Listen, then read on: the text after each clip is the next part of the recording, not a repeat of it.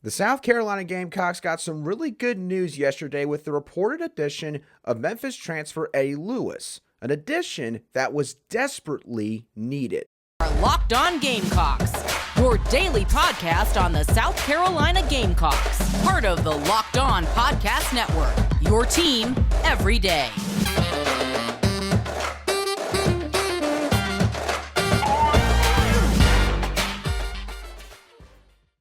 Hello, Gamecock Nation, and welcome back to the Locked On Gamecocks podcast, your show for daily headlines and potential storylines on South Carolina Gamecock athletics. I'm Andrew Lyon, the host of this podcast, and also the lead staff writer for Gamecocks Digest over on SI.com.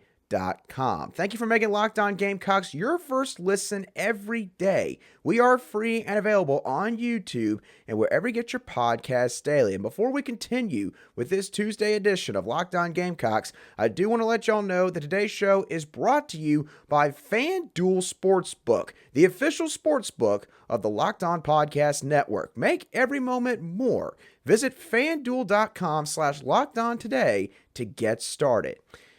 South Carolina got some really good news on Sunday, of course, with the addition of mammoth offensive tackle Cam Pringle from down in the Low Country. And an addition that is going to be really big for South Carolina's offensive line unit heading into the 2023 offseason. But of course, South Carolina has been continuously looking for some guys that can contribute right now, and that involves some transfer portal recruiting because this staff is by no means done quite yet.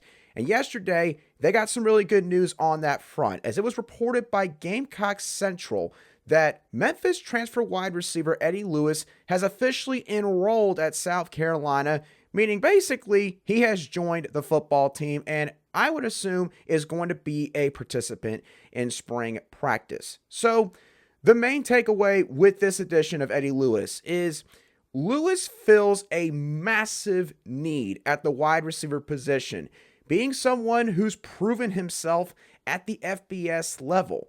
Because when we talk about a guy like Eddie Lewis, we have to look at South Carolina's current roster composition.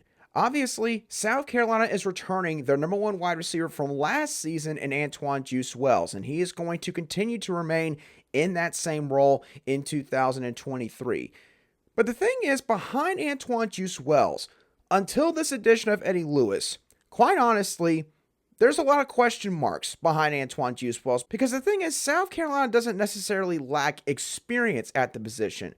The issue is, the guys behind Antoine Juice Wells have not been asked to fulfill the role that, until Eddie Lewis's addition, they were probably going to have to fill in.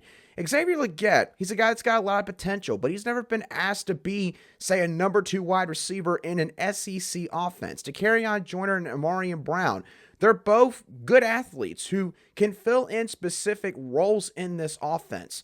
But can they be every down threats in the slot? Those are legitimate questions. But adding Eddie Lewis to this group is going to solve some of these problems. Because here's the thing, I would be quite surprised if Eddie Lewis is not starting for this football team come September the 2nd when the Gamecocks take on the North Carolina Tar Heels up in Bank of America Stadium in Charlotte, North Carolina.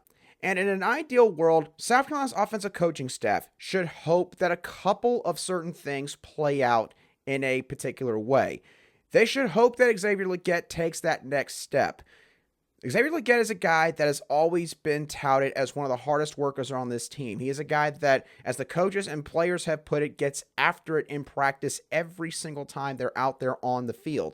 He's a guy that is literally built like a thoroughbred horse. I mean, Xavier Legette, he has got the physical intangibles that you would want in an outside wide receiver. And he's got playmaking ability, and he showed that on special teams last year.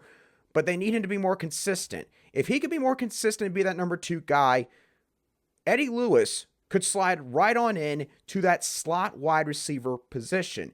Because based on his athleticism and the versatility that he provides, Eddie Lewis is primed to be an offensive weapon that really makes his biggest impact in the yak category. What I mean by the yak category is yards after the catch. Because South Carolina right now, they just don't have that kind of guy. Because Antwane Wells, he can be that kind of wide receiver. But the thing is, Antwane Juice Wells is an above average wide receiver in almost every single facet of the game. And he's not a guy that you're going to want to necessarily just create a quick passing game for and just have him basically run a bunch of one-cut routes. You're going to want him going down the field. Amarian Brown, he can be that kind of wide receiver, but of course, the thing with Amarian Brown, as much as you maybe don't want to throw this out there, is he doesn't quite have the biggest frame. So if a physical enough DB gets their arms around Amarian Brown, that's all she wrote. The play's pretty much done. Eddie Lewis brings the best of both worlds. He's 6 foot, 190 pounds, but he's a guy that's got a really good release off the line of scrimmage. He is an explosive athlete. He is somebody that can both take defenders down the field, but also can, in my opinion, be a real dangerous threat behind the line of scrimmage. And that's something that I think is going to be pivotal for this offense to add to this receiver room. If South Carolina was just going to rely on Antwane Juice Wells, hoping Xavier Legette takes that next step in his game, and basically see what happens behind those two with Amarian Brown, Takarion Joyner, and then some younger guys like Peyton Mangrum, Omega Blake, Landon Sampson, that was going to be a bit problematic for this team. But with Eddie Lewis coming in here, again, he's going to solve some of these issues because he offers that explosive ability, and he's a guy that can be moved outside as well. He's not just strictly a slot receiver. He is positionally versatile. So he is somebody that, in my opinion, is going to really be a huge help to this offense in more ways than can be described, honestly. He might not bring necessarily the prestige. He might not be like this All-American from the FCS level like Antwane Juice Wells was. He might not be this, 4-star recruit that was coming out of high school like Trey Knox, who the Gamecocks added at the tight end position not too long ago. But Eddie Lewis is going to really fill a significant role for this team. He had a very good season at Memphis this past year. He had 40 receptions for 596 receiving yards and 6 touchdowns. And when the all-conference teams were released at the end of the season, both Phil Steele and Pro Football Focus named Eddie Lewis their second-team All-AAC returner selection. He averaged 9.4 yards per punt return on 27 total returns and had one punt return that he took all the way to the house for a touchdown. Eddie Lewis is going to be able to impact the game in more ways than one. South Carolina needed to find another receiver that had that kind of ability, and Eddie Lewis is going to bring that. Am I going to make it out like he's going to go for like 800-plus receiving yards in this offense next season? No, I'm not going to do that. But there's no doubt that Spencer Rattler just got himself another good weapon out wide. This offense is not going to have to now just run through Antwane Juice Wells and then be sporadically, divvied up to other targets in the receiving room, and then have to really lean heavily on this tight end room, which is now pretty deep. It's got a great new group of guys, and Trey Knox is most certainly going to help this team as a receiving threat in that flex tight end sort of role. But Eddie Lewis, in my opinion, fills in a couple boxes that were left unchecked just a couple days ago. So really big addition here for Justin Stepp, Shane Beamer, and the rest of this Gamecock offensive coaching staff. And it'll be interesting to see sort of what the initial reports are and what the initial observations are of Eddie Lewis when spring practice starts in March. Now, while Eddie Lewis may fill in a need for South Carolina at that wide receiver position, there's still a couple of other spots that South Carolina should probably still attack. Some other positions that still need one more guy for this staff to feel more comfortable about that unit. We're going to talk about what those positions are in just a couple of moments right here on Locked On Gamecocks. Today's show is brought to you by FanDuel. The NFL playoffs are here, and we're really excited about our new sports betting partner for Locked On in FanDuel because they are the #1 sports book in America. And if you're new to FanDuel, that's even better. They have so many great features that make betting on sports fun and easy. New customers join today to get started with $150 in free bets guaranteed when you place your first $5 bet. Just sign up at FanDuel.com/lockedon. FanDuel has all of your favorite bets from the money line to point spreads to player props. Plus, you can even combine your bets for a chance at a bigger payout with a same game parlay, all on an app that's safe, secure, and super easy to use. So football fans, don't miss out. Place your first $5 bet to get $150 in free bets, win or lose, at FanDuel.com/lockedon. Make every moment more with FanDuel, the official sportsbook partner of the NFL. Quick discretion. FanDuel is only available in select states.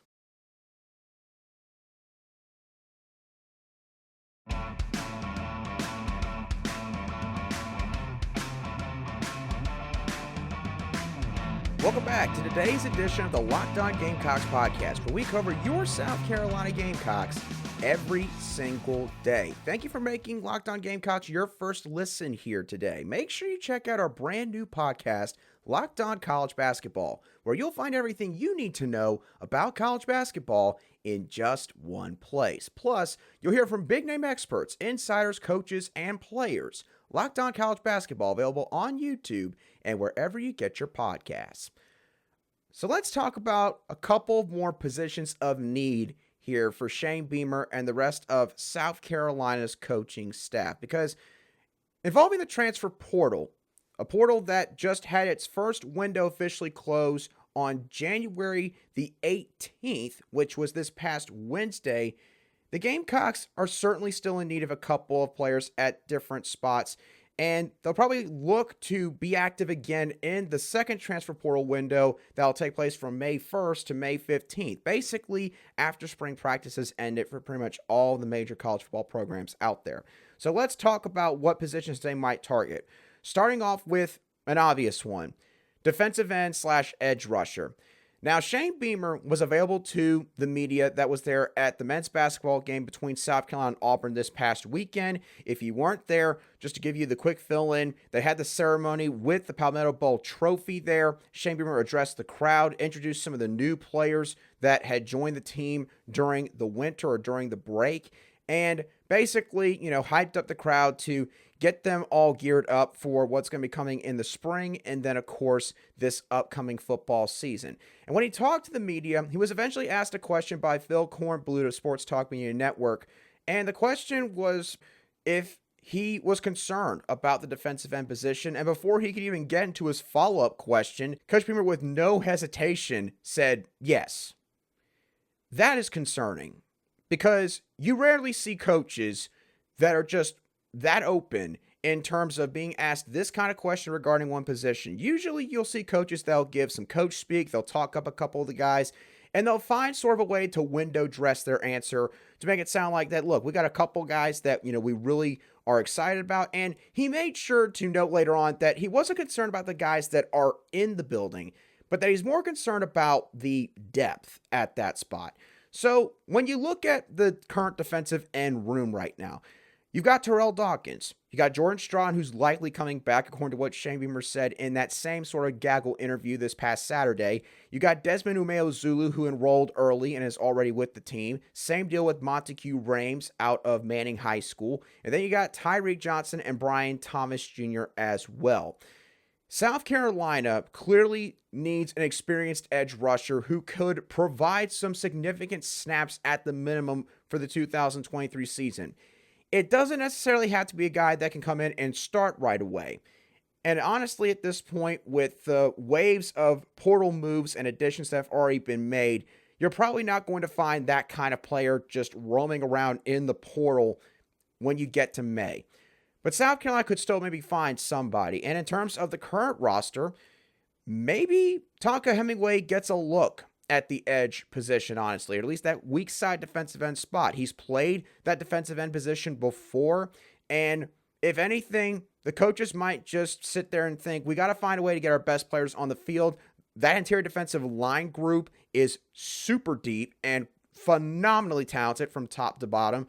I could see where Tonka Hemingway gets a look out there. So it'll be interesting to see what they do with the spot going forward. But there's no question, more than likely, they really need to find someone from outside the program to add to this group to just, again, give them a little bit more comfortability with the experience aspect.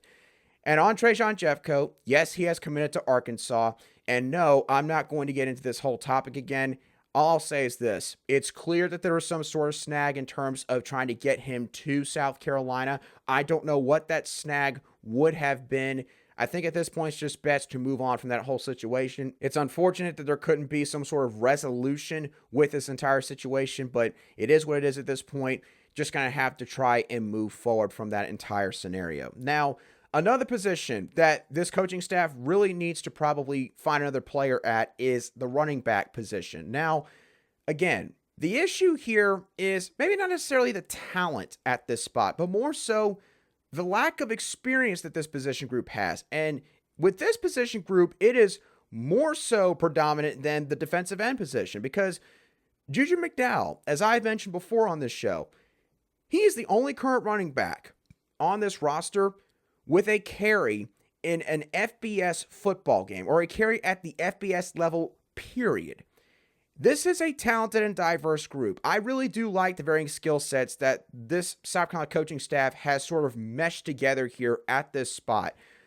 But I certainly think that this coaching staff would like to get some more proven FBS production here. Basically try to find one more guy that's got some experience. It's why they heavily pursued Dylan Johnson, the transfer running back out of Mississippi State, who is still currently committed to Washington. And I got to be honest at this point, if he hasn't wavered from that commitment and gone to South Carolina, then I would say that there's at least a pretty good possibility that that move is not going to happen for the Gamecocks and that he'll stick with the Huskies at the end of the day. So right now, you got Juju McDowell, you got Lavassier Carroll, you got Mario Anderson Jr., and you got Dontavius Braswell, who is quite talented. He'll be coming in the summertime period, and I am positive that he is going to push for some snaps in fall camp. But again, as good as this group is going to be, South Carolina needs to probably find one more guy, and I would be surprised if they don't look for that guy after the spring practice period ends and the second transfer portal window opens on May the 1st. Now, there's one other position that I don't necessarily think it's a guarantee South Carolina is going to try to fill in with another player, but I also could maybe see this happening at the same time. It's sort of a wild card pick here, and that's the outside corner position. Because the thing is, in terms of recruiting and the development in the defensive secondary, South Carolina's done a great job here. The issue is this. They're very loaded at the safety position. They've got a lot of guys that they've brought in that played safety in high school. But in my opinion, this roster right now is lacking true outside corners. And I get it that you could probably cross-train guys, and it might not be as difficult as it would seem. But with O'Donnell Fortune and Judge Collier, who has, I think, yet to arrive on campus, being the only guys that are true outside corners, I do find that to be just a touch concerning. And with the infusion of youth here in this particular position unit, I think that South Carolina's defensive coaching staff could opt to go back into the portal. And again, just try to find someone who would bring some experience, would obviously be an FBS level talent, and would add a little bit of depth. The fact that they haven't already done so, maybe that should just tell all of us that they are really confident in the guys they have back there. They do believe that they have players who are ready to play these true outside corner spots that obviously Darius Rush is no longer at. Cam Smith can't slide out there. Marcellus Dial, who knows where they're going to end up playing him. They might play him at nickel this next year to have him closer to the football, sort of like they did with Cam Smith. So again, all depends on what the coaching staff believes this position group may or may not need. But if there's one more position that I could see them dipping into the portal for, it would be the outside corner position.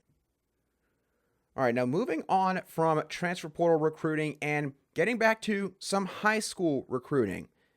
The South Carolina Gamecocks have another target in tight end Michael Smith, who is officially announcing his commitment later this afternoon. Michael Smith will be making his announcement at 12:05 p.m.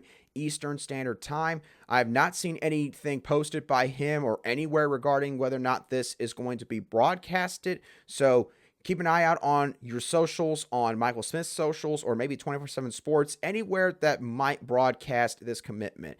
He is picking right now between 4 finalists in South Carolina, Ohio State, Arkansas, and Tennessee. A pretty decent group of finalists here, and very heavy SEC flavor, which tells me that he might be looking to try to stay in the Southeast for the most part. Now, in terms of where South Carolina stands with Michael Smith heading into this impending decision, I feel pretty good about South Carolina's chances here. Michael Smith has visited the Gamecocks the most out of every school on his list. He last visited South Carolina on December the 16th when they had begun their preparations for the Gator Bowl against the Notre Dame Fighting Irish. And the other thing is, they are very close to home for Michael Smith. They are the closest Power 5 school to his hometown of Savannah, Georgia. And they're only behind Georgia Southern in terms of overall proximity to home. And the thing is, South Carolina has done quite well in terms of recruiting the trenches over the last couple of months. And obviously, Cam Pringle was a continuation of that. And with Blake Franks and Josiah Thompson, you could see this continue over the next several months whenever those guys decide that they're ready to make their final decision. But I have mentioned this before. South Carolina, in my humble opinion, they have got to start recruiting some really top-notch talent at the offensive skill positions. Not saying, of course, that they haven't brought in some good players up to this point. But I think that South Carolina cannot continue this trend of going into the transfer portal to fill in these spots. You've got to get some high school talent in here that you can not only develop, but talent that when you watch the film, you can just tell that these guys can play at the Power 5 level. They can play in the SEC. They can be multi-year starters for you.